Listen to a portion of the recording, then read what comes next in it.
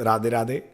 कुंज बिहारी श्री हरदास, मैं निखिल गोस्वामी आप सभी का हमारे YouTube चैनल श्री बांके बिहारी जी एवं Facebook page Banke Bihari temple में हार्दिक स्वागत करता हूं। आज की वीडियो में मैं आप सभी को कार्तिक मास के विषय में जानकारी दूंगा, क्योंकि कार्तिक मास को लेकर आप सभी के मन में कई प्रकार के प्रश्न होते हैं जिनको आप व्हाट्सएप और फ़ोन के द्वारा मुझसे पूछते हैं, तो मैं उनका ही आज उत्तर देता हूं। आप इस वीडियो को पूरा देखें और ज़्यादा से ज़्यादा शेयर भी करें ताकि अन्य भक्तों तक भी कार्तिक मास के विषय में जानकारी पहुंच सके। कार्तिक मास कब से आरंभ होगा, कार्तिक मास में कौन सी एकादशी और कब आएंगी, कार्तिक पूर्णिमा कब है, तो आदि की जानकारी मैं आप सभी को बता दूं। सबसे पहले हम बात करते हैं कि कार्तिक मास कब से आरंभ हो रहा है। तो श्री बांके बिहारी जी महाराज के व्रतोत्सव निर्णय के अनुसार कार्तिक मास शरद पूर्णिमा के अगले दिन यानी कि 17 अक्टूबर 2024 से आरंभ होकर 15 नवंबर 2024 तक चलेगा। शरद पूर्णिमा इस वर्ष 16 अक्टूबर की है और उसके अगले दिन से ही कार्तिक स्नान एवं दीपदान आरंभ हो जाएगा। कार्तिक मास को दामोदर मास भी कहते हैं और सभी 12 मासों में ठाकुर जी को जो सबसे प्रिय महीना है वो है कार्तिक मास। सबसे प्रिय जो तिथि है वो है एकादशी की तिथि। तो मैं आप सभी को बता दूं, कार्तिक मास में 2 एकादशी आती हैं। सबसे पहले हम बात करेंगे कार्तिक मास के कृष्ण पक्ष की एकादशी, जिसे हम रमा एकादशी कहते हैं। इसका व्रत 28 अक्टूबर 2024 को रखा जाएगा। और कार्तिक मास के शुक्ल पक्ष की एकादशी, जिसे हम देव उत्थान एकादशी, देव प्रबोधनी एकादशी कहते हैं, उसका व्रत 12 नवंबर 2024 को रखा जाएगा। और कार्तिक पूर्णिमा 15 नवंबर 2024 की है। तो 17 अक्टूबर से लेके और 15 नवंबर 2024 तक आपको कार्तिक मास में नियमों का पालन करना है। आप कोई भी एक नियम लें, उस नियम को पूर्ण करें, यही प्रार्थना मैं बांके बिहारी जी महाराज के श्री चरणों में करता हूं। तो अब मैं आपको बता दूं कि कार्तिक स्नान के विषय में तो बहुत सारे भक्त कार्तिक स्नान का नियम बनाते हैं। वो संकल्प लेते हैं कि हम पूरे कार्तिक मास में प्रातःकाल ब्रह्म मुहूर्त में स्नान करेंगे।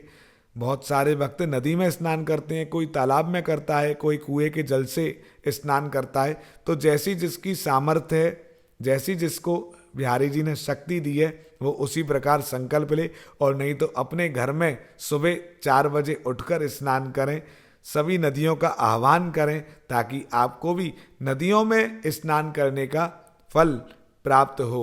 ऐसे ही एक नियम है दीपदान का नियम। आप नदियों के किनारे, तालाब के किनारे, कुएं के किनारे, किसी मंदिर में जाकर, देवालय में जाकर दीपदान अवश्य करें। तुलसी जी की सेवा करें।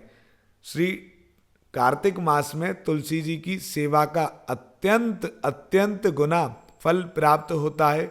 और दीपदान, स्नान और तुलसी सेवा, ये तो कार्तिक मास में प्रमुख हैं।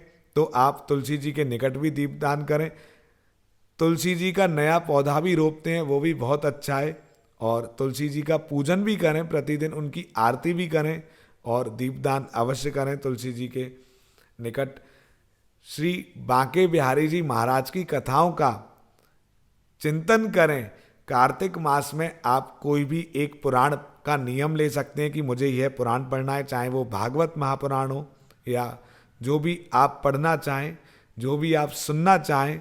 क्योंकि ठाकुर जी की लीलाओं को चाहे पढ़ें, ठाकुर जी की लीलाओं को सुने या ठाकुर जी की लीलाओं का चिंतन करें, कार्तिक मास में तो यही नियम है। कैसे ना कैसे हम ठाकुर जी से जुड़े रहें।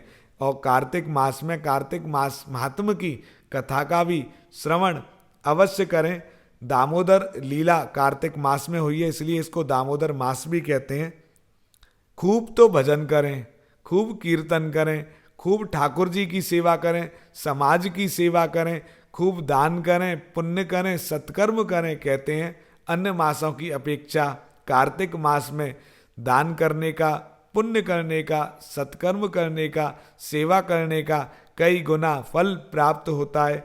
और हो सके तो 1 महीने के लिए हम जितने भी अवगुण हैं उनसे दूर रहें, क्योंकि फिर अवगुणों का भी जो फल है वो भी कई गुना होके हमको मिलना है। इसलिए कार्तिक मास में आप ठाकुर जी के श्री चरणों में अपना ध्यान केंद्रित करते हुए ये समझ लो कि 11 महीने हमने क्या किया उन सबको छोड़ो, 1 महीने केवल और केवल हम और हमारे ठाकुर जी की भक्ति, ठाकुर जी को प्रेम, इसी में बिताना है। उनका खूब भजन कीर्तन करने हैं, उनकी कथाओं का रसपान करना है, ठाकुर जी की लीलाओं का चिंतन करना है। जब हम ठाकुर जी की लीला का चिंतन करते हैं तो ठाकुर जी हमारे सामने ही उस लीला को करते हुए दिखाई देते हैं, दर्शन देते हैं। जब हम ठाकुर जी की कथा सुनते हैं तो ठाकुर जी की कथा में ही खो जाते हैं। यही तो आनंद है। तो आप सब दीपदान, तुलसी सेवा आदि करते रहें और श्री बांके बिहारी जी महाराज की असीम अनुकंपा आप सभी पर सदैव बरसती रहे। यही प्रार्थना मैं बांके बिहारी जी महाराज के युगल श्री चरणों में करता हूँ। परिक्रमा का भी आप नियम ले सकते हैं। कार्तिक मास में आप किसी भी मंदिर में जो भी आपके पास हो वहाँ परिक्रमा दें। और अक्षय नवमी भी आती है, उस दिन परिक्रमा देने का बहुत महत्व होता है। तो आप सब कुल मिला के आप और आपके ठाकुर जी, बस यही नियम है, यही प्रेम है। कुंज बिहारी श्री हरदास। जय जय श्री राधे।